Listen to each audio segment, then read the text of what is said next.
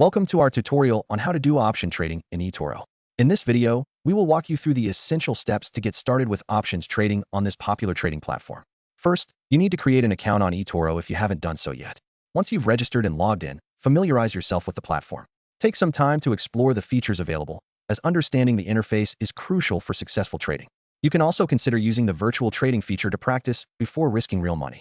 Next, navigate to the markets section and search for the asset you wish to trade options on. eToro offers a wide range of assets, including stocks, indices, and commodities. When you find the desired asset, click on it to view detailed information. Here, you can select the option trading function and view the available contracts, expiration dates, and strike prices. Finally, when you are ready to place your trade, select the option that fits your strategy. Make sure you understand the potential risks and rewards associated with the options you are trading. After confirming your trade, monitor your investments closely and consider using eToro's social trading features to learn from other traders. Happy trading!